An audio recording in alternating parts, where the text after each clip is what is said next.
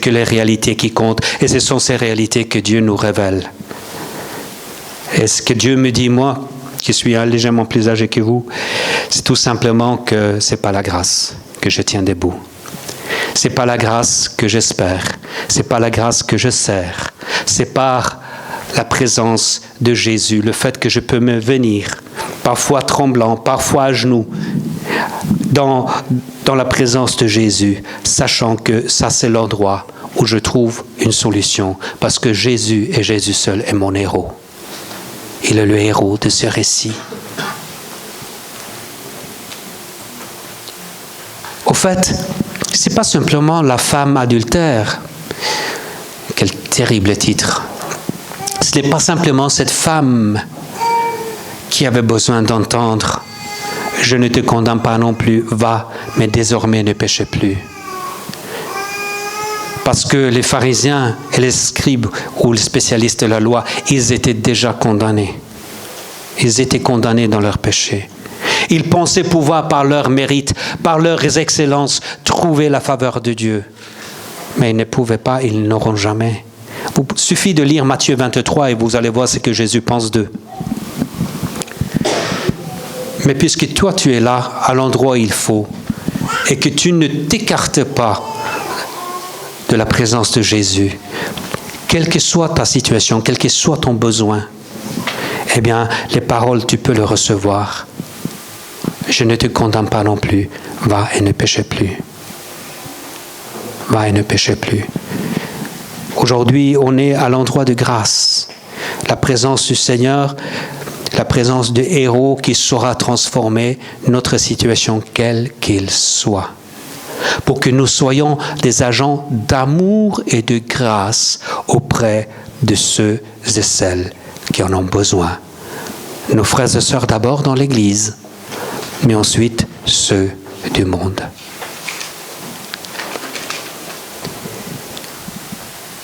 J'ai quelques questions à vous poser, comme d'habitude.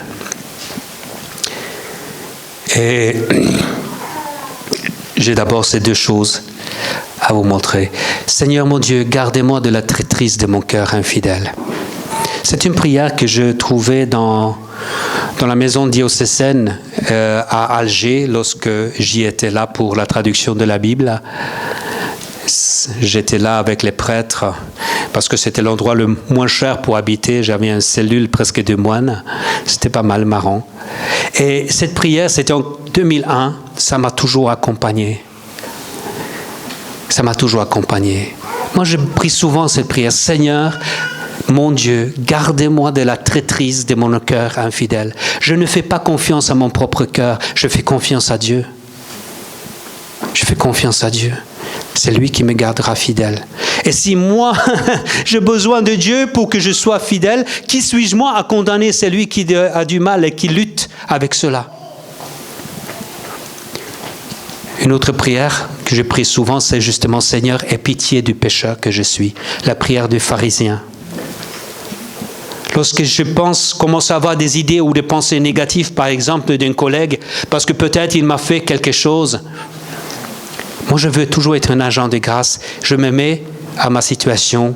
Je dis, Seigneur, aie pitié de moi, pécheur que je suis. Aide-moi de faire grâce. Je crois que c'est important que nous soyons honnêtes, mais honnêtes jusqu'aux os, parce que c'est là que le Seigneur nous relèvera. 3 questions pour vos groupes, comment ça s'appelle, les groupes de croissance, oui. 3 questions. Coria celle-là, aurais-je pu jeter le premier la pierre? Si j'avais été parmi les pharisiens, est-ce que j'aurais jeté la pierre? Est-ce que j'aurais pu? Voilà. C'est-à-dire, ai-je conscience de ma propre situation? Ai-je conscience de ma propre situation? Ai-je conscience que si je dis que je n'ai jamais péché, que je suis meilleur que les autres, que peut-être je me trompe? C'est ça le sens de la question. Ou est-ce que je suis réellement sincère et que je le suis dans mes relations et mes rapports avec mes frères et sœurs? Aurais-je pu jeter le premier la pierre. Deuxième question. Quelle place la grâce a-t-elle dans ma vie? Est-ce que je sais où sont mes vraies ressources?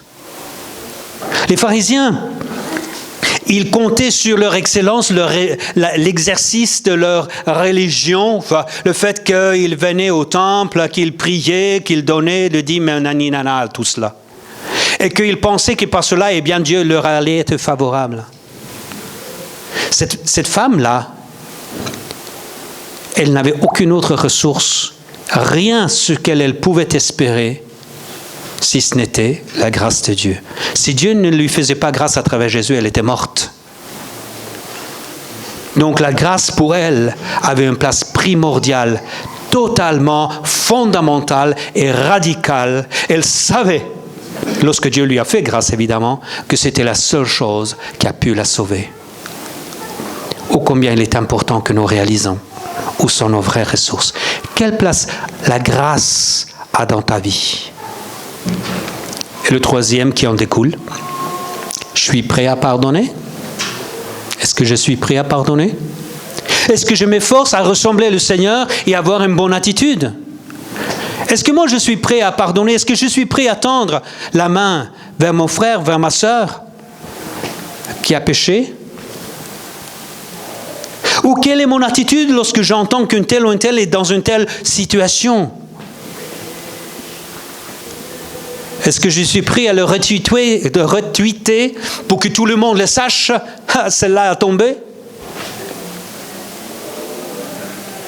Ou est-ce que moi je suis morfondu et que je pleure parce que c'est mon frère, c'est ma sœur, et que ensemble, eh bien, nous allons travailler pour qu'il se relève. Vous savez qu'il y a une telle joie que de voir quelqu'un qui est tombé recevoir la grâce de Dieu et se relever. Parce que le corps de Christ a besoin les uns des autres. Suis prêt à pardonner? Si on avait continué, puisque on a commencé dans Matthieu 25, la lecture, c'est au début du culte, si on avait continué, on aurait venu au chapitre 6, la prière à notre Père. Et je vais vous citer simplement ceci pour laisser ça à votre esprit. Pardonnez-nous nos offenses, comme nous pardonnons à ceux qui nous ont offensés. Après, quelques versets plus tard, il dit, si nous ne pardonnez pas à ceux qui vous ont offensés, Dieu ne vous pardonnera pas non plus. On a besoin d'un cœur humble. On a besoin d'un cœur humble. Et il n'y a rien de mieux que de pardonner, de tendre la main, de relever et à la suite de Jésus, montrer l'amour de Dieu. On est tous adultères, on est tous infidèles. L'homme est un pécheur. Aucun d'entre nous n'est meilleur que les autres. Si nous sommes ce que nous sommes aujourd'hui, c'est pas la grâce et pas la grâce seule. Le calvaire a tout effacé. Que le Seigneur nous bénisse. Amen. Seigneur, tu connais nos cœurs, tu connais nos pensées. Tu connais notre vie, tu connais nos relations, tu connais, Seigneur, ce qui est au-dedans de nous mieux que quiconque. Seigneur, je te prie que ta parole puisse nous travailler, qu'il puisse œuvrer nos sentiments, nos pensées. Que ta parole puisse travailler afin que nous soyons meilleurs, non pas par notre force, mais par la puissance de la grâce qui opère en nous, par la force de Saint-Esprit qui nous convainc encore de péché, de justice et de jugement. Seigneur, cet après-midi, nous sommes dans ta présence, comme a pu être la femme adultère, comme étaient les spécialistes de la loi et les pharisiens. Nous sommes dans ta présence et Seigneur, aide-nous de saisir l'instant qui passe, sachant que tu n'as aucun autre désir que de dire la même chose à celui qui vient d'un cœur sincère. Moi non plus, je ne te condamne. Va et ne péchez plus. Tu es le libérateur. Tu es le vrai héros. Et quelle que soit notre situation, combien nous pouvons être coincés avec toi, nous pouvons toujours voir qu'un coin de ciel bleu se lève et le soleil brille dans nos vies. Seigneur, tu connais mes amis ici présents.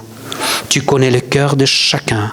Et je te prie, apporte-toi ta bénédiction. Apporte-toi la conviction de ce qui est vrai et juste dans la vie de chacun d'entre nous. Au nom de Jésus. Amen.